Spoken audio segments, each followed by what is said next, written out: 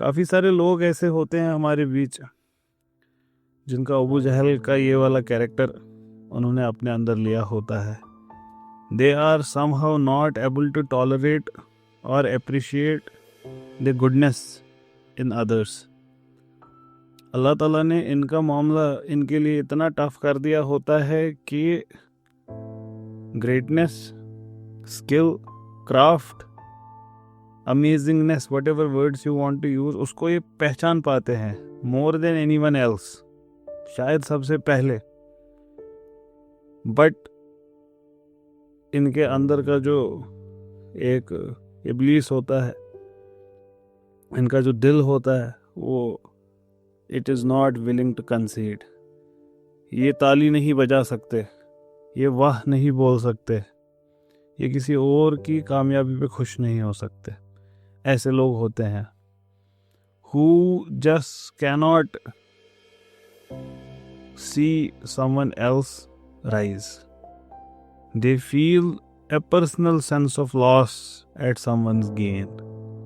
There are such people who live in hell in this life itself, and it is such a sorry state to be in, क्योंकि ऐसे शख्स का मतलब ये हमेशा तड़पते ही रहते हैं. And then it also leads to criminality, criminal activities, क्योंकि इंसान हमेशा ऐसे नेगेटिव ख्यालात में बंधा रहता है.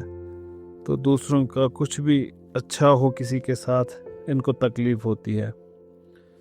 तो अल्लाह रहम करे ऐसे होने से. मैं जानता हूँ एक इंसान को, एक शख्स को, जिसने मेरे साथ बात की और कहा मुझसे एक बार कि वो इससे जूझ रहे हैं. उनको बुरा लगता है जब किसी के साथ कुछ अच्छा होता है.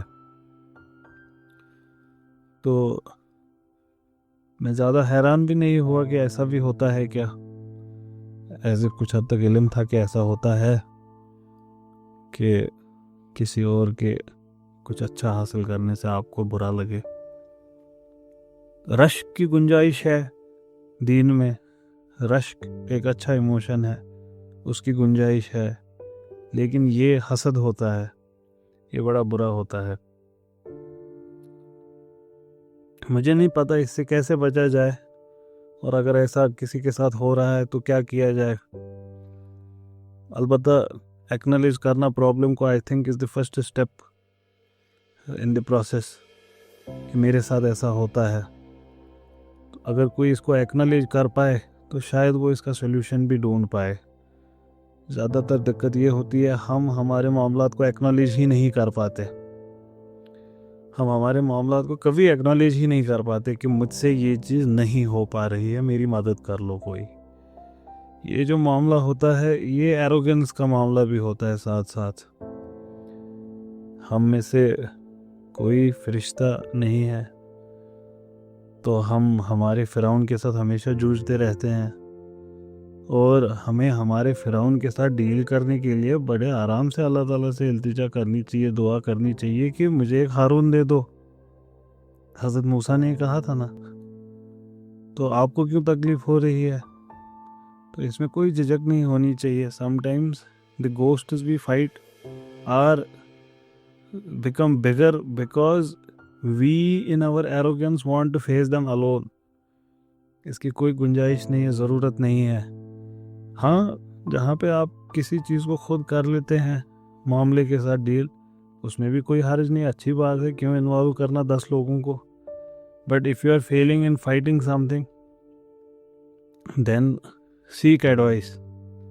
और उसमें कोई दिक्कत नहीं है सीकिंग एडवाइस. ये आपको हम्बल बनाएगा. और इसको तस्लीम करना कि आप किसी चीज़ में फेल हो रहे हैं, ये उसका पहला स्टेप है उस प्रॉब्लम को सॉल्व करने में. एक और चीज़ है जो ऐसे मामलात है, हसद के मामलात हैं. इन ऐसे मामलात, इनको once again I do not know actual तरीके क्या हैं इनको हल करने के. मुझे अल्लाह ताला ने पर्सनली इन चीज़ों से बचाया है, तो इस वजह से ये मेरा प्रॉब्लम नहीं रहा है. I have had my share of problems definitely, and God has been very kind that I have been able to deal with many of them. Still some things I kind of keep on fighting against. मेरा फ़िरौन अभी बहरे अहमर में डूबा नहीं, क्योंकि मैं भी उसके 2 हिस्से नहीं कर पाया अभी। जब मैं कर पाऊंगा तो शायद वो भी डूब जाएगा।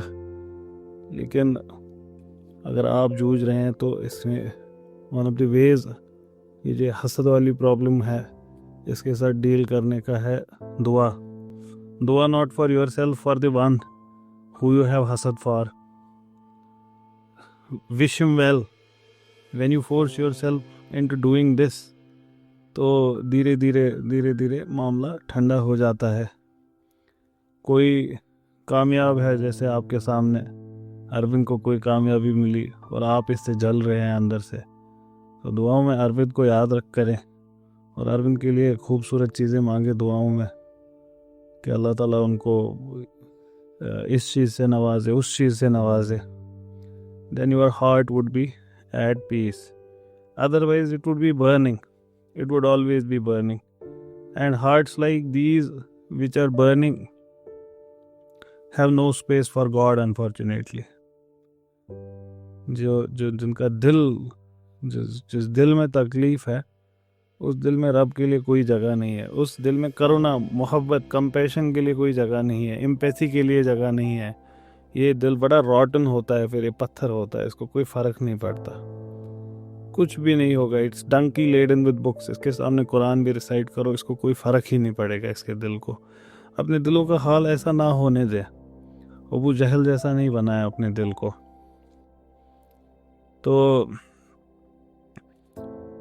and this is the story with many people that it happens, and sometimes you transgress so much in this evil that after some time your deeds start appearing fair to you. बेहतर है कि जिस वक्त नज़र आपकी खुद उस ओर चली जाए या कोई और आपको टोके, तो ये अल्लाह ताला की बड़ी रहमत है आप पे कि कोई है जिसने टोका, कोई है जिसने रोका, कोई है जिसने आपका ध्यान उस ओर लिया कि आप अभी उस मामले को दुरुस्त कर सके।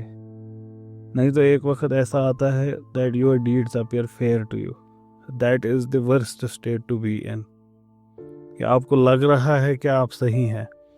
तो अल्लाह ताला सूरह हुजुरात में फरमाते हैं कि when you come in front of me and I would have cancelled all your deeds. So why would that happen? The deeds that you thought were good were actually not good, and you would never have known. You would think you are fighting for animal rights, women rights, human rights, minority rights. You would actually be fighting for rights, not rights. What injustice would have happened at your hands? Grave injustice. और आपको पता भी नहीं होगी. And these things have ripple effects, butterfly effect. आप एक जगह सिर्फ पंख फड़फड़ाते हैं, आपको लगता है इसका क्या इफेक्ट होगा, कहीं घर जल जाते हैं उस छोटे से इफेक्ट से। और जो ये मामलात हैं दुनिया के, ये बड़े हसास हैं। इनमें ऐसा बिल्कुल ना समझना कि you would be freed of these. जहाँ पे भी किसी का स्किन इन्वॉल्व हो गया, वहाँ पे पकड़ बन जाएगी आपकी आखिरत में हर जगह। तो अपने आप को इस चीज़ से बचाएं। and confess if you are not able to deal with some problem. Abu Lahab was one who could not confess.